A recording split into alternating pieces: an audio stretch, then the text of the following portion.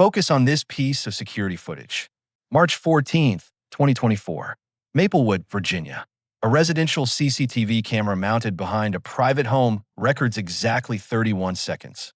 In the frame, an elderly white man with silver hair sits in a wheelchair on a stone patio. A black woman, about 35 years old, dressed in turquoise medical scrubs, exits through the back door and approaches him. She leans down, rests her hand on the arm of the chair, and kisses him on the lips. Soft, genuine, lasting 4 seconds. She then stands upright, steps behind the wheelchair, and pushes him back toward the house. At 6:35 p.m., both disappear from the camera's view. This is the final moment Emily Carter is ever seen alive. 11 days later, on March 25th, 2024, at 6:47 a.m., an anonymous call reaches the Maplewood Police Department. The caller is male. His voice is distorted but calm. Riverside Warehouse, Unit 4B. There's a body. The line disconnects. Detectives respond immediately. The warehouse has been abandoned for 3 years. Unit 4B is forced open. A back room, locked from the outside, is discovered. Inside lies Emily Carter, her hands bound behind her back with zip ties, ligature marks visible around her neck. She is still wearing the same turquoise scrubs she had on 11 days earlier. She had been dead the entire time the city was searching for her. Most people assume this was a random kidnapping. They are wrong. This case is about $2.5 million, an amended will, and a family that paid $50,000 to remove someone they believed threatened their inheritance. September 12th, 2021. Robert Monroe, 79 years old, is struck broadside by a pickup truck traveling at 50 miles per hour. He survives, but his vertebrae are shattered. He is permanently paralyzed from the waist down. Robert has 3 living relatives: his son Daniel Monroe, 54, his daughter Margaret Monroe, 51, and his grandson Ethan Monroe, 29. During the first month after the accident, they visit. In the second month, the visits become rare. By the third month, they nearly stop altogether. Daniel visits twice during the first year. Margaret comes once. Ethan never comes at all. Robert spends his 80th birthday alone, staring at a silent phone. Later, investigators recover a journal entry dated November 2021. My family disappeared the moment I became a burden. I was only valuable when I could still sign checks. On December 14th, 2021, Robert hires an in-home caregiver through Premier Care Services. The agency assigns their top-rated aide, 4.9 stars across 47 families. Her name is Emily Carter, 32 years old, born in Richmond. She was the first in her family to attend college, enrolled in nursing school, but left when her mother was diagnosed with stage 4 cancer. Emily dropped out to care for her full-time. Her mother passed away 6 months later. Emily never returned to school and instead became a certified home health aide. On her first day at Robert's house, he sits by the window in his wheelchair, staring into nothing. He doesn't acknowledge her presence. He has given up on people. Emily asks him a single question. "Mr. Monroe, what's your favorite meal? The one you'd cook if you could stand in a kitchen again." Robert turns. Someone isn't asking what he needs, but what he wants. "Homemade lasagna," he says, his late wife's recipe. 2 days later, Emily brings the ingredients. She prepares the meal with him, adjusting the counters so he can participate from his wheelchair. When they eat, Robert breaks down in tears. It's the first time he's felt alive since the accident. Over the following year, Emily does far more than her job requires. She learns Robert loves jazz and brings her record collection. They listen to Miles Davis during therapy sessions. She discovers he once loved poetry, finds his favorite book, and reads to him every afternoon. She takes him to parks, restaurants, places where people see him as a person, not a wheelchair. Robert begins to smile again, to laugh, to hope. One evening in June 2022, Robert asks, "Why do you waste your time on a broken old man?" Emily looks at him and says, "You're not broken. You're just waiting for someone to remind you that you're still here." That is the moment Robert realizes he has fallen in love. If you want, send the next part, and I'll continue in the same style. A couple. Daniel Monroe explodes. He accuses her of exploiting his father. Robert Monroe's patience snaps. "Where were you when I was alone?" he shouts. Emily Carter was the only person who cared. Daniel storms out, slamming the door behind him. That night, Daniel calls Margaret Monroe and Ethan Monroe. He calls an emergency. The next day, all three arrive together. Dad, we're worried about Emily, Daniel says. There's nothing to worry about, Robert replies. We think you should fire her, Daniel adds. That's when Robert completely loses control. You abandoned me for 3 years, he yells, and now you want to take away the one person who actually gave a damn. Get out. They leave, but they're far from finished. They hire a private investigator to dig into Emily's past. The results come back spotless. No criminal history. No red flags. Completely clean. Next, they consult attorneys, hoping to challenge Robert's mental capacity. Medical records are reviewed. The verdict is unanimous. Robert is fully lucid and legally competent. Every possible legal route collapses. Then, everything changes. March 5th, 2024. Robert contacts his attorney, Richard Thornon, and requests a private meeting. He rewrites his will. Daniel Monroe, $200,000 instead of $1.5 million. Margaret Monroe, $200,000 instead of $1.5 million. Ethan Monroe, $100,000 instead of $200,000. Emily Carter, $2.5 million, the house, and all remaining assets. Robert adds one final clause. If any family member is convicted of a crime against Emily Carter, their inheritance is void and donated to charity. Robert signs. March 5th. The will is legally airtight. What Robert doesn't know is that his attorney's assistant, Linda Parker, happens to be Margaret's closest friend from college. March 8th. Linda calls Margaret. Your father changed his will. Almost everything is going to the caregiver. $2.5 million, plus the house. Margaret immediately calls Daniel. That evening, Daniel, Margaret, and Ethan meet at Daniel's home. Panic, rage, desperation. We need to challenge it, Daniel says. Margaret shakes her head. That would take years. We'd lose. Ethan asks quietly. So what do we do? Silence. Then Daniel lowers his voice. If something happens to Emily before Dad dies, the inheritance is void. The money comes back to us. The room goes silent. Margaret finally speaks. Daniel, what are you suggesting? I'm saying we make sure she's not around to collect. Later, police recover deleted messages. March 9th, Daniel texts Margaret and Ethan. We can't let her steal what's ours. Margaret responds, what exactly are you proposing? Daniel replies, Ethan has military connections. People who handle problems. Ethan responds, I know someone, but this is serious. Are we really doing this? Daniel answers, do we have a choice? March 10th, Ethan contacts Michael Grant, a former Marine with a dishonorable discharge and multiple assault charges. Michael brings in Rayon Silva. Both have done this before. The price, $50,000. Half up front, half after. Bank records showed Daniel withdraws $25,000 in cash on March 11th and another $25,000 on March 13th. Michael and Rayon begin surveilling Robert's house on March 12th. They track Emily's schedule, when she arrives, when she leaves, what she drives. 3 full days of monitoring. This wasn't impulsive. It was calculated, precise. March 14th, 2024.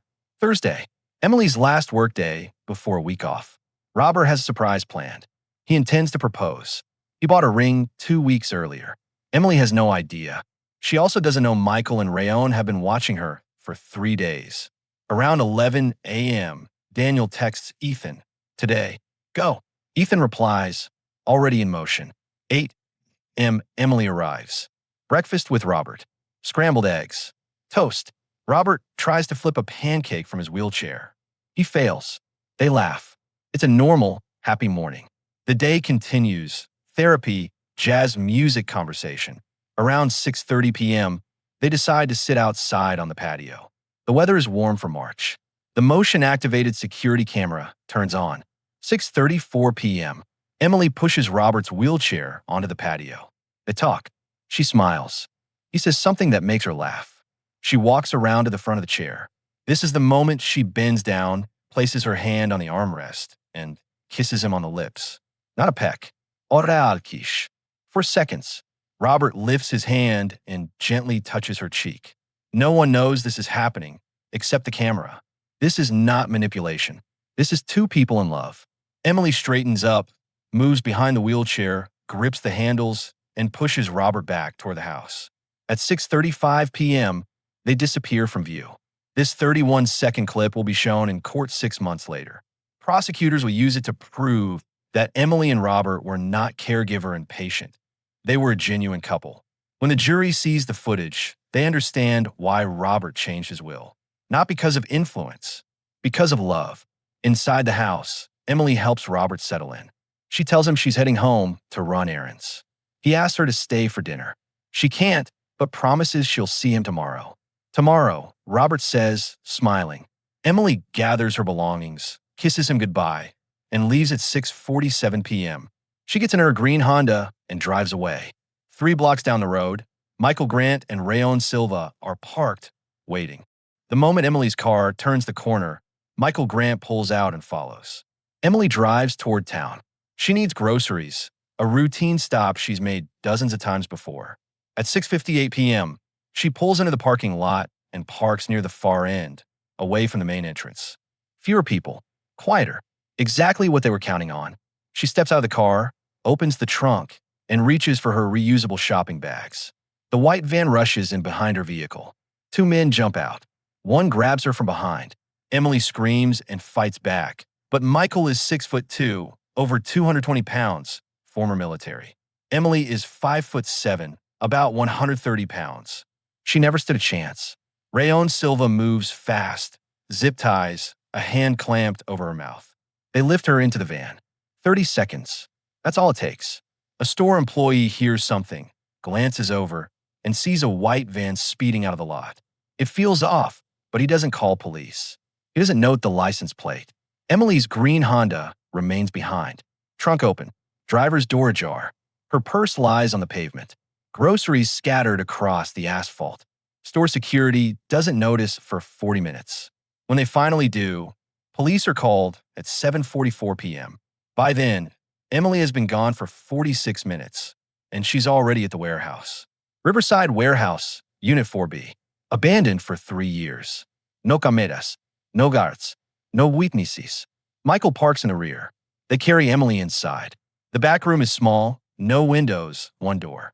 They force her to the floor and bind her hands behind her back. Then Michael does something investigators later describe as the coldest detail of all. He doesn't kill her right away. Instead, he talks. He tells her why she's there, that Robert Monroe's family paid them to make her disappear, that it's just business, that she got in the way of $2.5 million. Around 7:45 p.m., 47 minutes after she was taken, Michael strangles Emily Carter to death. She fights. She struggles. She can't break free. After roughly 3 minutes, she stops moving. They leave her body on the floor, lock the door from the outside, and drive away. 2 hours later, they meet Ethan Monroe at a highway rest stop 40 miles out of town. Ethan hands over a duffel bag containing the remaining $25,000 in cash. Is it done? Ethan asks. Michael nods. She's gone. Ethan takes the bag. No loose ends. Rayon agrees. None. Ethan drives home, arriving at 10:17 p.m. His wife asks where he's been. He tells her it was a business dinner that ran late. She believes him. Ethan goes to bed knowing he paid 2 men to murder someone and sleeps without issue. Meanwhile, police respond to the abandoned car at 7:44 p.m. They find Emily's purse, her phone still inside, her wallet, her keys, everything. The car is unlocked. The trunk is open. Clear signs of a struggle. Within 2 hours, police issue an alert. A 35-year-old woman abducted from a parking lot. That night, detectives interview Robert Monroe. A detective arrives at 9:30 p.m. Robert is already wondering why Emily never called. When he's told her car was found abandoned and there are signs of an abduction, his world collapses. He tells them everything. The relationship, the family's hostility, the confrontations, the rewritten will. Detectives take notes. They bring in Daniel, Margaret, and Ethan Monroe. The next morning, March 15th, all 3 report to the station. All deny involvement. Daniel says he was home. His wife confirms it. Margaret says she was at work until 8 p.m. Co-workers back her up. Ethan claims he was at a business dinner. Receipts support his story. Their alibis hold. Police have no evidence. Days pass. Then a week. No demands. No contact. No body. Emily has vanished. Robert stops eating. Stops sleeping. He sits in his wheelchair, staring at the door, waiting. March 25th, 6:47 a.m. The call comes in. Riverside Warehouse. Unit 4B. There's a body. Detectives arrive at 7:31 a.m. They force open Unit 4B. The back room is padlocked from the outside. They cut the lock. Emily is inside, dead for 11 days. As detectives process the scene, they recover DNA from the zip ties and fingerprints from the door. But the real breakthrough comes when they investigate the warehouse itself. Property records show it belongs to Monroe Property Management, Daniel Monroe's company, inherited from his father. Daniel has keys to every property, including this warehouse, which has been vacant for 3 years. That changes everything. Detectives secure warrants, phone records, bank statements. March 10th. Ethan Monroe calls Michael Grant, 8 minutes. March 11th. Daniel Monroe withdraws $25,000 in cash. March 13th. Another $25,000 withdrawal. March 14th, 6:42 p.m. Ethan texts Michael. Target leaving now. Green Honda. Plate Charlie David 7283. Emily's license plate. Sent 7 minutes before she left Robert's house. Ethan was watching, or had someone watching for him. Investigators traced the white van. Rental records show it was rented on March 13th using fake identification. Security footage captures Rayon Silva picking it up and returning it on March 15th. Forensics examine the van. Emily's DNA is found inside. Fibers match the zip ties. Michael Grant and Rayon Silva are identified through law enforcement databases. Both have criminal records. Both have military ties to Ethan. They serve in the same unit 8 years earlier. April 3rd, 2024. Arrests are made. Daniel Monroe, first-degree murder and conspiracy. Margaret Monroe, conspiracy and accessory. Text messages prove prior knowledge. Ethan Monroe, first-degree murder, conspiracy, kidnapping, and solicitation. Michael Grant is charged with first-degree murder, kidnapping, and murder for hire. Rayon Silva faces the same charges. All 5 defendants plead not guilty. September 9th, 2024, the trial begins. The prosecution lays out its case. Phone records, bank withdrawals, text messages, forensic evidence from the van, DNA recovered at the warehouse, and the security footage. The jury watches the same 31-second clip. Emily Carter bending down, kissing Robert Monroe, and pushing his wheelchair back inside. Prosecutors establish motive. This was not a random crime. It was a family removing a perceived threat to their inheritance. The defense argues everything is circumstantial. No direct evidence. No confession. No proof that Daniel Monroe personally ordered the killing. But on day 12, Ethan Monroe breaks. His attorney negotiates a deal. Full cooperation and testimony against the others in exchange for a life sentence with the possibility of parole after 30 years. Ethan accepts. He takes the stand and tells the jury everything. He testifies that Daniel proposed the plan on March 8th. He said the only way to stop Emily was to make sure she was gone before Robert died. Ethan contacted Michael. Michael brought in Rayon. The agreed price was $50,000. Ethan supplied Emily's information, her license plate, daily schedule, and address. Michael and Rayon conducted 3 days of surveillance. On March 14th, Ethan sent the text indicating when Emily left the house. He met them at the rest stop and handed over the second $25,000.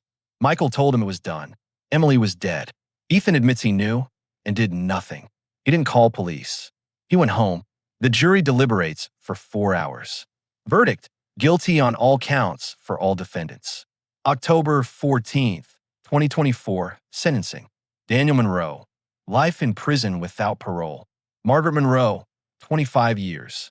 Michael Grant, life without parole. Rayon Silva, life without parole. Ethan Monroe, life with parole eligibility after 30 years. Court is adjourned. But that same day, everything truly ends. October 14th, 2024. Robert Monroe dies of heart failure. Official cause: natural causes. A hospice nurse later reports that Robert stopped speaking after the trial concluded. He stopped responding. He simply stared. On the night he died, he spoke one final sentence. I waited 82 years to find love, and my son took it away in 31 seconds. Then his heart stopped. The will takes effect. Because Emily Carter died before Robert, her bequest is legally void. However, because Daniel, Margaret, and Ethan were all convicted of crimes against her, the penalty clause activates. Their inheritance is nullified. All of it. $0. The entire $3.2 million estate is donated to charity. The family murdered Emily for money and received nothing. But one moment from the trial transcripts should unsettle anyone who reads it. During Michael Grant's interrogation, a detective asked, "Have you done this kind of work before? Family's hiring you." Michael looked at the camera and smiled. You'd be surprised how often families kill for inheritance. His attorney immediately shut the interview down. The question was never revisited. The case officially closed after the convictions, but that statement lingers. Not if it happens. How often? Consider what this case truly reveals.